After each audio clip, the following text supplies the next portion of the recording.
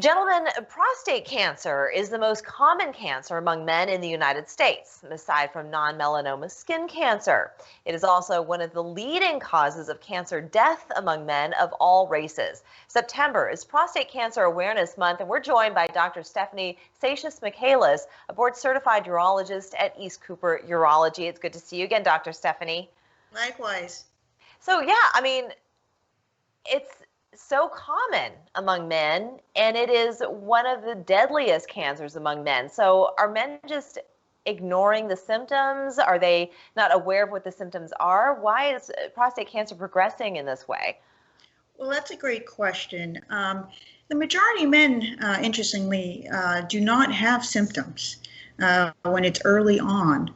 But the prostate gland is a organ, it's a reproductive organ that sits at the opening of the bladder.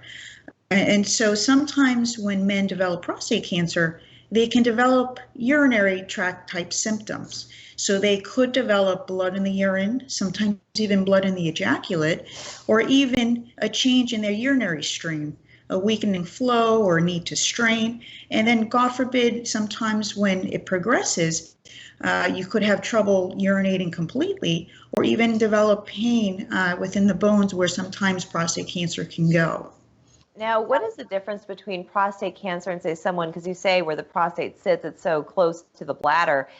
How does one know that it's not, say, bladder cancer? Well, they can sometimes present similarly in the sense that you could have blood in the urine. But again, bladder cancer tends to be associated with certain risk factors, such as tobacco exposure. That's typically the #1 cause, or sometimes certain type of chemical exposures. When it comes to prostate cancer, there are risk factors associated with it.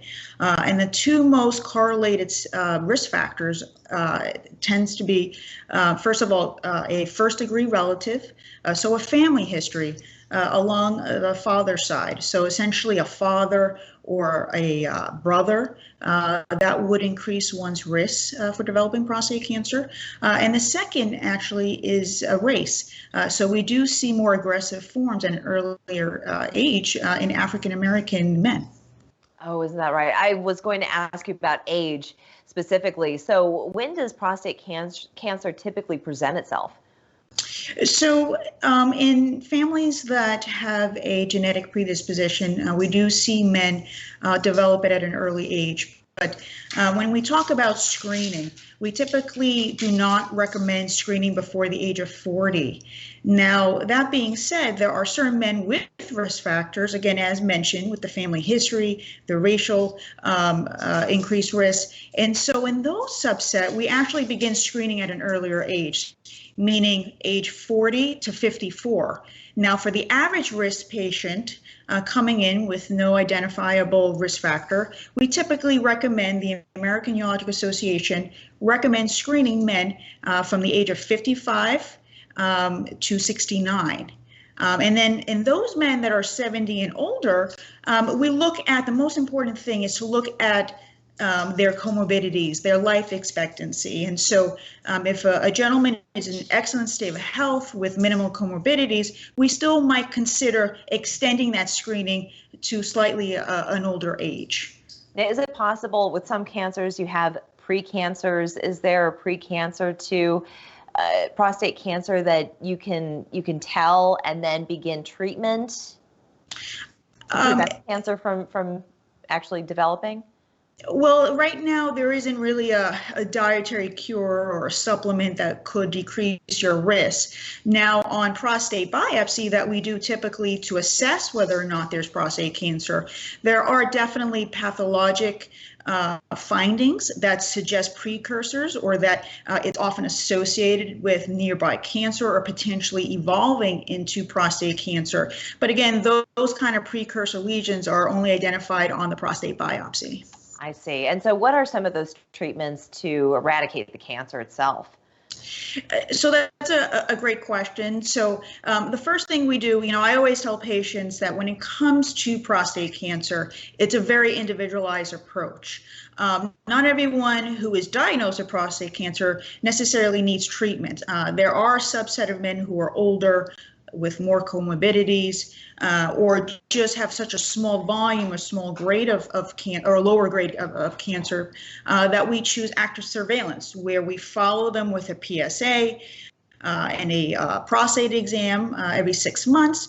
And then typically at 18 to 24 months later, we repeat a biopsy just to make sure that there hasn't been any interim progression. Now, those that have what we call intermediate risk or higher grade, higher volume disease, we typically recommend, assuming again that it's localized. This is after staging studies, and there's various staging modalities studies that we do, CAT scan and bone scans to exclude any metastatic disease. And assuming it's localized, the standard of care typically involves either external beam radiation therapy. Some patients could elect to do brachytherapy. Those sometimes are used in conjunction with hormone therapy.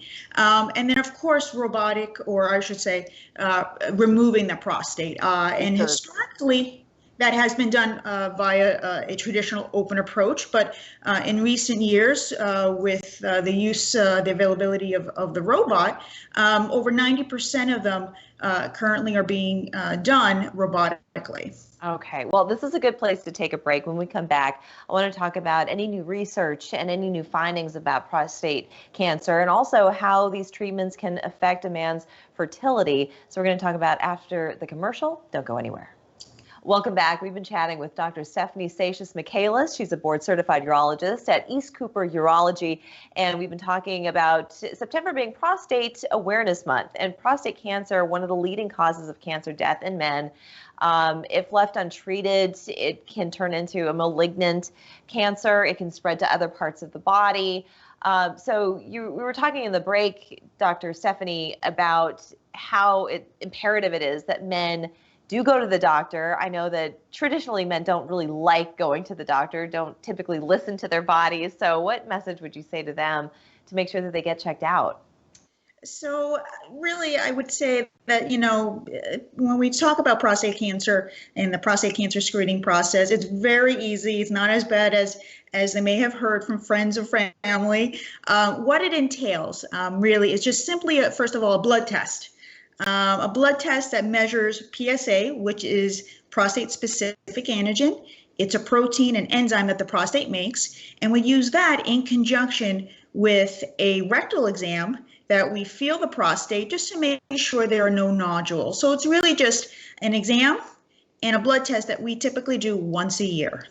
Once a year. So that's kind of your target. Make sure you go once a year. And you're saying to start around the age of 40. 40, we don't typically screen before the age of 40.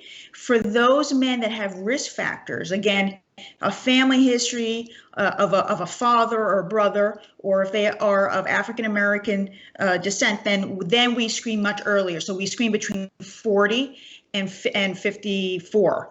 Between 55 and then 69, that's typically where all men should pretty much see their doctor. And maybe just briefly, you can tell us where new research is taking us. So, it's evolved over the last decade, definitely. When we talk about men that have an elevated PSA, traditionally we'd use the PSA in conjunction with the exam to figure out the need or determine the need to proceed with a prostate biopsy. Now we have other forms of PSA, as well as other biomarkers that we sometimes clinically use to try to identify those patients that may have a more aggressive form. We also, in younger men that have a family history, we have genetic testing that we can do and genetic counseling that we can offer. We are also doing various genetic testing on the prostate tissue that we obtain on prostate biopsies.